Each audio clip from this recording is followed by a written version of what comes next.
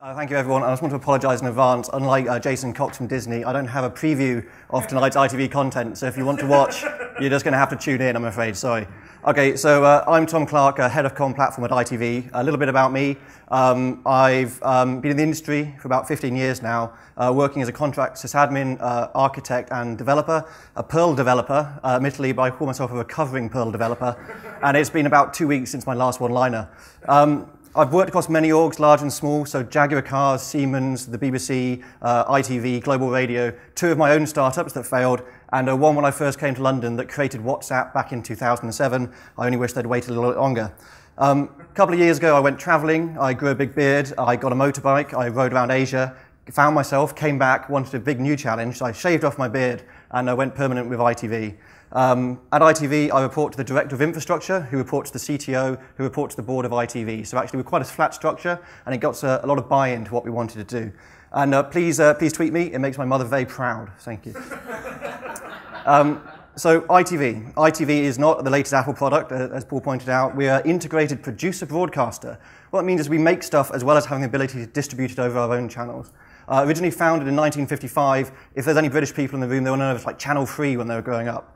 The ITV we have today was born in 2004 when all the regions, Central, Granada, Carlton, LWT, they all merged together to kind of become the company we know now. We're a member of the FTSE 100, which means we're one of the 100 largest companies in the country. We turned over about £3 billion last year. Some facts and figures, because the marketing team wanted me to point this out. In 2015, we had the most watched entertainment show, drama, soap, and sporting event. We reached 75% of the ABC One demographic, and that's the one the advertisers really care about, because they're the ones with the money. 98%, this is the one which is a bit niche, 98% of commercial shows with audiences over 5 million viewers were on ITV last year. That's quite a niche one as well.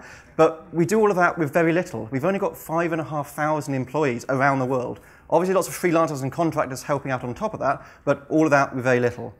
So some more details about ITV. There's ITV.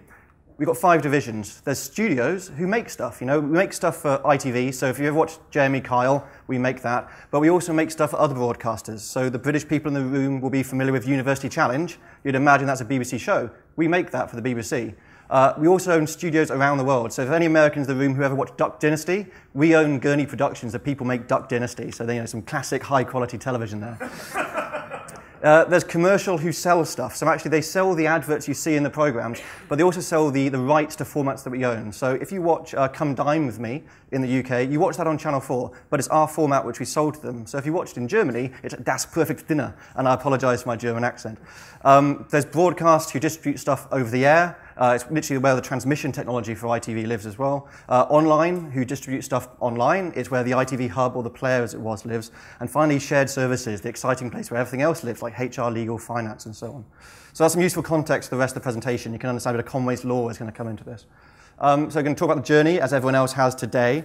Let's roll back to 2010. So ITV as a company was about to go bust. Our share price had dropped to 18 pence a share, and we were really like this close to kind of going bust as an organization. Adam Crozier kind of came in. He's kind of like a hotshot CEO, did a massive cost-cutting exercise across the board. One of the things he did was to outsource most of our IT stuff to a managed service provider. I shan't name them. It was the right decision at the time. It saved us a lot of money and helped to save the company. And, you know, you had to fill in a form. You got a VM within weeks, maybe 4. And, you know, it was fine because we were mostly waterfall and the project managers could put on their Gantt chart and it was all great. The installs were scripted, as in a paper script that you really hoped they followed. And there's still this big dev and ops divide. But, you know, on the ops side that was there, we added Puppet to basically clean up the VMs we got from the MSP. So it did things like uninstall X Windows from our server and disable the R-star services in the 21st century. But hey, no, it's fine. We then started using it to configure the applications. We added CI of Jenkins, and we added monitoring. We stopped crowdsourcing it from Twitter. It did actually work, but actually it's probably not the most professional way of knowing that our site is down. So rolling forward slightly to 2014, we wanted to put the ITV player as it was then onto the Samsung connected TVs. We called it our 10-foot system because you sit 10 feet away from the interface and the UI has to be big and pretty. So there's a chap at ITV called Rob Taylor, and he's a pioneer in the Wardley sense. So Simon Wardley talks about pioneers, settlers, and town planners. Rob's a pioneer. He has a big idea, and he says, I want to try this, and he convinces people. So he wanted to try a thin-sliced kind of DevOps team, a product team. So he went to a kind of Paul Clark, who's actually in the audience at the moment, the controller of online, said, can we try this? And Paul said, sure, let's do it. So Rob got some ops guys, some dev guys, put them all together in a mix, and he requested these VMs, and he waited. And he waited some more. And he waited a little bit longer, and they still didn't come. So essentially, they went rogue, and with a little help from our friends at Bastion Scale Factory, we went to AWS in about 4 weeks. The whole stack up and running end to end, just in time for the VMs to actually arrive from the MSP. Now, I get told off when I say it's quite as gung-ho as that, but that's essentially what happened. So that told ITV that DevOps or product teams could work, and it also showed that cloud would work. So we'd never really done cloud before, we were a little bit scared of it. So rolling forward to March 2015, so March last year. Back in 2010, when we had to save money, we pressed pause and chilled out all of our internal development because it's costing a lot of money and we needed to save money. We realized we were slipping behind our competitors, and we realized we actually needed to modernize our applications. We needed a modernization program. And in that time, we'd moved away from waterfall. We'd moved towards agile. And we looked at the kind of the on-prem kind of infrastructure managed by our MSP, and we thought, no, waterfall and agile, that's not going to mix. And we looked at the stuff, the kind of the semblance, the cloud stuff that we had done with Common Platform, and thought, actually, maybe we could do something with that. So I was asked to take Rob's kind of great work and actually make it a thing. So if Rob is a pioneer in the Wardley sense, then I'm a settler. I come in after the pioneer, I take their great idea, and I industrialize it, I commercialize it, I make it fit for purpose across the whole company. So I was asked to do that after they asked me to shave my beard off. Falling forward to it today, it's a thing. So we've got 14 instances of the Common Platform, and I'll explain what I mean by that in a moment. About 13 engineers, up from about 3 when I started, and it now hosts internal and external systems. So the ITV Hub, which is our VOD platform, our talent payment systems that pays all the celebrities that work for us, our playout scheduling, our content delivery system, our sales system, basically broadcast and production critical systems are running on this platform. And we're looking at using it for the kind of the off-the-shelf apps as well in 2017. So this is going to be the story about how we did that.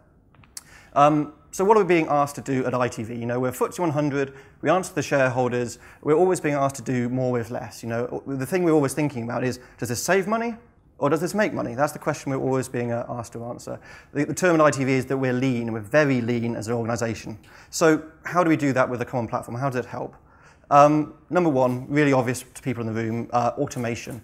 You automate the boring, repetitive stuff, and you concentrate on the fun, interesting stuff. And if you've got smart people working for you, they get very bored of repetitive, boring very, very quickly, and they leave. So it's really critical. The great thing about automation is the more you automate, the more time you have. So you have more time to automate, so you have more time, so you can automate more, and you get it into a virtuous infinite loop. It's great. So automation, standardization. So this is absolutely critical.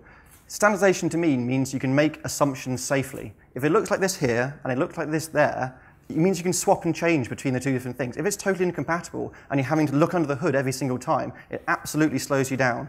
The other benefit from standardization means that this team's working on this here, and because you've all agreed to use round pegs of a certain specification, you can swap and change between them. And if someone makes an improvement there, the other teams can inherit from it too. So it's kind of like, a rising tide lifts all boats. So it's a really, really good, important one. Standardization.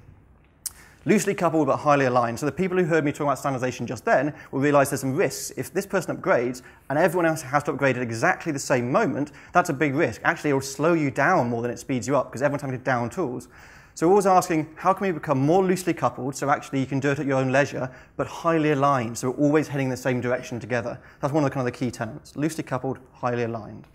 Blast radius reduction. I think this is one of my personal favorites. So blast radius is the term we use to describe the area of effect of something going catastrophically wrong. So you must imagine at ITV there's a time with lots of shared infrastructure, and there must have been change that happened, and there must have been a catastrophic failure. And someone said, hey, I know, more process, that'll fix this problem. So they would have introduced a CAB, a change approval board. So you go into the CAB and you say, please, sir, may I do my release? And they say, yes, yes, you may do your release. And you go, thank you, and you kind of back out of the CAB and hopefully do it within the window. But is that the right way? Taking it up to the top and getting someone to sign off on something they probably don't even understand in the first place. But if you can convince them that you can draw a ring fence around your particular product and the area of effect, the blast radius of your change going wrong is totally limited to your product, then you can devolve that down to the product owner. And if they have a kind of an objective, a target, say your application must be available 99.9% of the time, That's great, that's actually their objective, and it's up to them to make that decision. So you're allowed to devolve the responsibility, which means everything's faster. The principle of least astonishment. Who's ever run a command that did something they didn't expect? Who's ever had to push on a door that has a handle on it on the outside? And now imagine a green button marked stop. They've all violated the principle of least astonishment. They've all broken the standard behavior and norms that you expect. And they've surprised us and they've astonished us. And that's bad. It goes back to the assumptions I was saying before. It means you have to second guess. You can't trust anymore. It breaks down trust. You want to think of the most obvious behavior and do that. You want boring, repetitive systems. You really want high borality. Yeah, okay, we'll go with borality. You want high borality systems. Principle of least astonishment. You build it, you run it. I think it's probably like kind of the meme of the entire conference, but it's absolutely critical true. If you give people responsibility, they'll want to make it work. And you get quality through psychology rather than process. Rather than saying, make it good. Good people want to make it good. And if they don't, they shouldn't be on the team. So you get your devs, you get your testers, you get your platform engineers, you put them all together, dev stage production, end to end, they have responsibility for it. No more operations teams. So those are some of the key tenets of the common platform, and now I'm going to explain how we apply it to the classic three of people, process, and technology. So talking about Puppet, for example. We use Puppet for configuration management at ITV, kind of came in kind of like 2012 or so. We used to have one common repo, so Linux Puppet it was called, and everyone who used Puppet at ITV put all their changes into that single repo, all the different teams for all the divisions I mentioned before. It was incredibly brittle, massive kind of blast radius, because if any change went wrong, it would affect loads of teams. And it happened regularly, where someone make a change in this team over here, they'd knock out development for another team on the other side of the business without even realizing it. So how do we fix that? Blast radius reduction. We now have an infra repo for every product that we run, and it's actually kind of ring-fenced. So we limit the blast radius. The only stuff that goes in there, by definition, has to relate to that product. The other side benefit of that is the signal-to-noise ratio in that repo is really, really high. If you care about your product, the only things going in there relate to that product, so every commit is relevant. We adopted the roles and profiles pattern, and that allows us to express the ITV way of working through the Puppet modules. We also treat our internal modules just like our external modules. So we have one repo per module, we have semantically versioned stuff, we manage stuff through pull requests, we have change logs, and we're really, really strict on ourselves. We then use Puppet file to manage them, so you have a very, very simple list of all the things that a particular kind of product uses. It's very, very clear. So Puppet and configuration management. Terraform, for those that don't know, it's from HashiCorp. It's the equivalent of Puppet, but for your infrastructure tier. We were very early adopters of it about this time last year, and we do exactly the same as Puppet. We use the Terraform modules to express the ITV way of working. So actually what comes out of it at the end, we know is standard because you just put the standard parameters into it. So we had the kind of the one repo per module like we had before. There's a weird kind of like Terraformism that when you use it, you specify all over the shop what particular module you want to pull in. And it's quite messy. So I thought there must be a better way of doing this. Surely we can have a file that just lists what we want at the top of the directory. And I mentioned this to Astathios, my team, and he kind of goes away. And the next day, he'd invented Terrafile. And Terrafile is the equivalent of Puppet file, but in the root of your directory, you say, these modules, these versions, go. So it's a perfect example of loosely coupled but highly aligned. Because they're all individually versioned, all the people that are using those modules can use whatever version of them they want at a particular time. They're not forced to upgrade at exactly the same moment. And in that file, it's very, very obvious there's a single source of truth for what's going on. Loosely coupled, highly aligned. But we've got probably 100 module repos now. Managing that manually would be an absolutely impossible task, but for a little bit of tooling and automation, we've made it possible. And so that kind of goes back to what I said before about automation being critical. Lots of like tools being written to actually accelerate people up. I talked about standardization. We actually standardize our terminology. So you'll be familiar with the term environment and product we're all familiar with as well. We have the concept of ecosystems at ITV. So your production ecosystem is a collection of environments. So your production ecosystem just contains your production environment. Your development ecosystem contains dev, stage, SRT, perf, all the different development environments you have. What we kind of found is a lot of config that we have actually applies at the ecosystem level better than it does at the environment level, so it's really reduced duplication. In AWS, we actually apply the kind of same thing. So we've got 2 accounts per product that we host in AWS. We've got a prod, using a laser pointer, sorry, it's very 80s, using a prod for the production system and dev. So obvious benefit there for blast radius reduction. Something goes horribly wrong in dev, they're 2 totally separate AWS accounts, and we're relying on Amazon to keep them separate. So obvious blast radius benefit. It also helps with billing. We know, because they are both joined to a consolidating billing account, that those are the development costs for the product, and those are the run costs of the product. It's very, very obvious, and the accountants love it, because now we can cross-charge back to the business, which we've never been able to do before. It's really useful from a security perspective because IAM in AWS applies per account. API rate limits, they again apply per account. So let's say dev goes crazy and uses up all your credit. It can't hurt production. It's ring-fenced. The blast radius is reduced. And also from a support cost, because you can understand the lean influence of ITV to reducing the support costs. We use business billing on prod and just dev billing on dev. So actually we don't actually like inflating the bill. We also kind of moving forward, they've got some environments kind of coming in now. We have these infra VPCs, which is where all the kind of common technology. So we use Sensu for operational monitoring, Elk for logging, Grafana, and et cetera for metrics.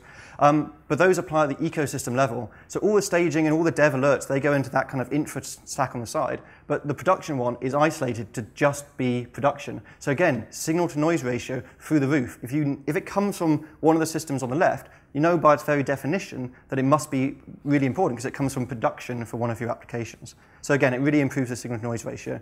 And as a nod to the developers, I'll put some applications in there as well.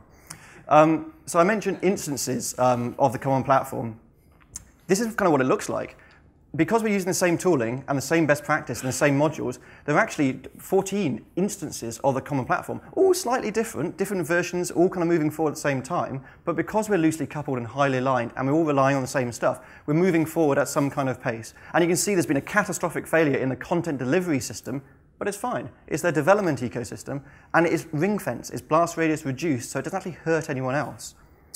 So AWS.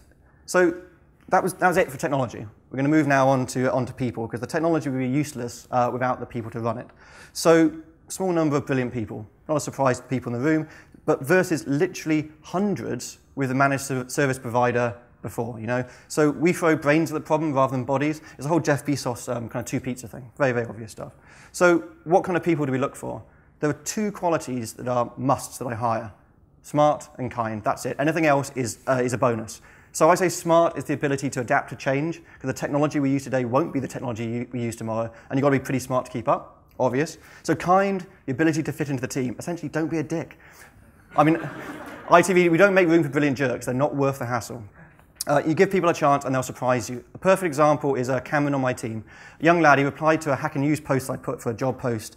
He messaged me and said, hey Tom, I'm really interested in working for ITV, and he's coming over on a mobility visa. We had a Skype, really, really bright guy, only been working for 18 months. I thought, okay, well, I don't know if I've got the capacity to bring up a junior. I don't know if it'd be fair on him rather than us. But he came over anyway, kind of came in for a coffee. He complained the coffee wasn't as good as New Zealand, but fine, okay, we worked with that. Really, really great kind of to chat over coffee, but I was still not sure about the whole junior thing. So, okay, we'll bring you in for an interview. Put him in front of the team, and he smashed it out of the park. He just like blew us away. We did our standard whiteboard architecture question, and I kid you not, he invented sticky load balancing from first principles in the interview. Amazing. So I always say, you throw them in the deep end, you give them armbands and a lifeguard, but they'll probably surprise you. So smart and kind. Once you've got those, what next? So Daniel Pink talks about theory of motivation, which I really believe in: autonomy, mastery, and purpose. So autonomy, the freedom to make your own decisions. So you've hired smart people, let them do smart person stuff. You should trust but set high standards. The way I say, you give them a map and a compass, but not a set of directions.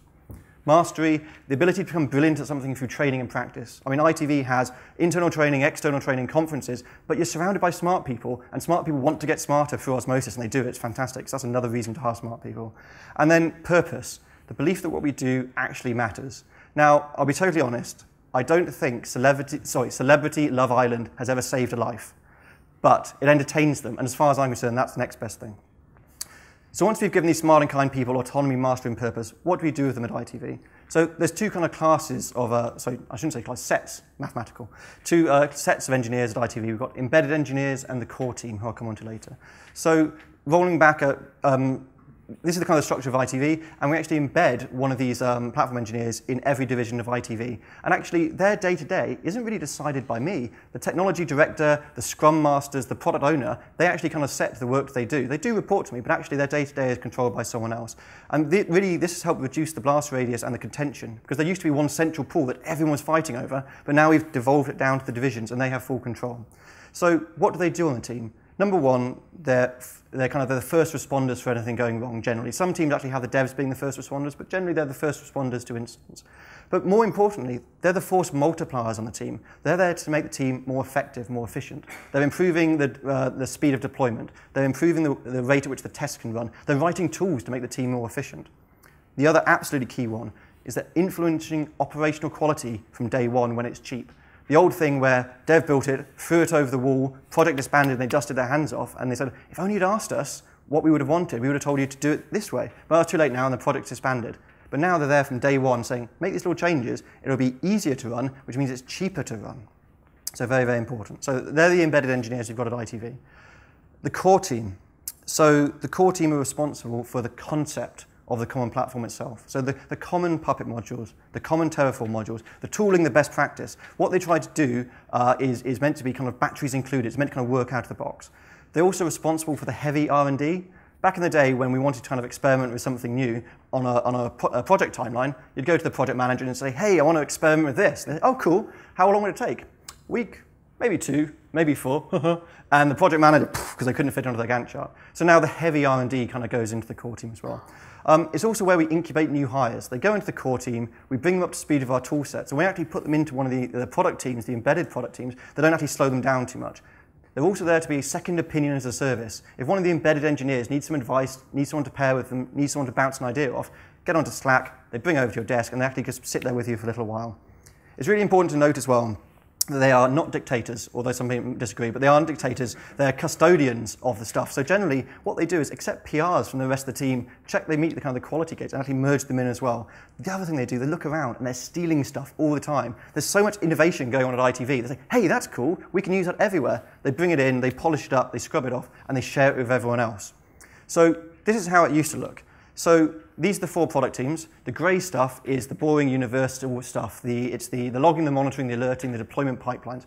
Each team's reinvented the wheel, but because they haven't had time to do it brilliantly, because they're in a rush, they've done a bad job. So you've got a triangular wheel, not going to work. Square wheel, pentagonal, no, it's terrible. It's an absolutely terrible idea. Waste of effort. So what we do, we add the core team. Here she is, kind of coming along. It's her responsibility to do the work once and do it brilliantly. She makes a perfect round wheel and then shares it with everyone else. And you can see they've actually got much more time in their day to concentrate on business value. Our CEO loves business value, it's fantastic. And it means you context switch less. Context switching is an absolute killer. So we've got a cybersecurity team. I'm expecting more of a laugh when I say cybersecurity team in kind of 2016, but they are literally called the cybersecurity team. Anyway, the security team, if they want to make a change to the common platform, they'll say, hey, we want to comply with the CIS benchmark v2. Great. They'll put that requirement into the core team, they'll figure out what changes they need to make to the various modules, and they'll update them, and then everyone will upgrade. So hang on, I've just talked about 14 instances of the common platform. How do you upgrade all of that? So now we come on to the really exciting bit of the talk, process. So underpinning the whole of the common platform is what we call specification. So it's a version standard, it defines the platform, and we treat the platform just like software. So it's semantically versioned. If we make a major change, we bump the major version number. It's in a GitHub repo, everyone can see it, and we plan to release monthly eventually. We're still in beta at the moment on version 0.1, but essentially it's the owner's manual for the platform. So let's drill into it a little bit. At the very top is the charter. It's the high-level goals. It's why we're doing this. And we say to the engineers that even if it says nothing else anywhere else, what you do should be in service of a charter goal. So we've got quality, simplicity, agility, security, longevity, value, and portability. If someone can think of a better one for value, I'm all ears. But it's quality, like doing the right thing once rather than the wrong thing 10 times. Simplicity, as simple as possible, but no more. Value, as small as possible, but as large as necessary. Like if you're trying to run an 8XL instance for your tiny little microservice, you know you're kind of violating the value kind of like charter goals, so I can point people at it. So those are the really high-level goals, and they rarely change. They're pretty set in stone. Drilling down slightly, the policies, and they're mostly common sense. But the problem with common sense, I found, is actually it's not that common. So unless you write it down and say, it says here not to do that, then people will kind of say, well, you didn't say not to. So it's the musts, it's the must-nots, it's the shoulds, it's the should-nots. So here's an example. Platform components must be managed for a configuration management tool. So I hope you'd all agree that's a sensible thing to have written down. But if you don't actually write it down and someone doesn't do it, you don't have a leg to stand on when you actually say, hey, you didn't do this. You didn't tell me. But also notice it doesn't mention Puppet. It doesn't actually mention a particular implementation. The policies are meant to be quite slow-moving too. They're meant to be quite high level. So it's abstracted from that implementation detail. So let's draw down a little further. Standards, practices, and principles. So these are the day-to-day detail. These are the fun ones. These define what an ecosystem is. These define how AWS should look like. These define the DNS standards and the alerting standards. And this is the document people use when they actually build the Puppet modules and they build the Terraform modules. So an example of how we would use this. My development server just sneezed at 2 a.m. Should I page the on-call? No, obviously. But here it says, every alert that interrupts someone must be urgent, important, and actionable. Development server at 2 AM is none of those things. But the ITV Hub, our VOD platform, is down at prime time. Urgent, yes. Important, yes, we're losing money. And actionable, most likely. Like I said, my team are generally the first responders to the alerts that come out of the system. So moving on, component design and implementation. But that's not really part of the spec. It's basically a requirement to write clean code, add clear comments, get it tested and peer reviewed, and that's enough. I don't want my team spending days and days and hours writing documentation, because they're all smart people, goes back to the smart person thing, and good code is good documentation. So here's an example of one of our Puppet modules. You can zoom in with your eyes. It's not very interesting at all, but it's nicely indented, it's commented, we've got sensible parameters with defaults that are sensible as well, easily overridden, and lots of validations. It's easy to work with. So the result? Well, kind of happy people. So we've got more change in parallel in ITV than ever before, and safely. We've got VMs now in minutes rather than weeks, and initial environments in weeks rather than 6 months like it was previously. And I think weeks is still too slow, but we're working on that. Performance has improved. Through that standardized logging and monitoring that we have, we've got more eyes on the problem, more people looking at the stats, more people looking at the graph, more people caring. And I always say sunlight is the best disinfectant, so it really helps. Same with reliability as well, it's improved. The teams suffer when stuff goes wrong because they own the whole thing end to end, so they want to make it better. So Gene asked me to kind of say, what do I need help with? So I'm going to say finding talent. It's an incredibly difficult time at the moment. There's very low supply, and I think actually I went into kind of management at the wrong time, because this is my thing. Incredibly low supply and incredibly high demand. So the question I'll pose, I suppose, is does the community need to do something about this? Do we need to start growing our own DevOps or platform engineers? Do we need a DevOps academy to kind of build the next generation? Because the supply is not coming from anywhere else. So that's my kind of question out to the audience. Is that something we should be thinking about? So thank you very much. Excellent.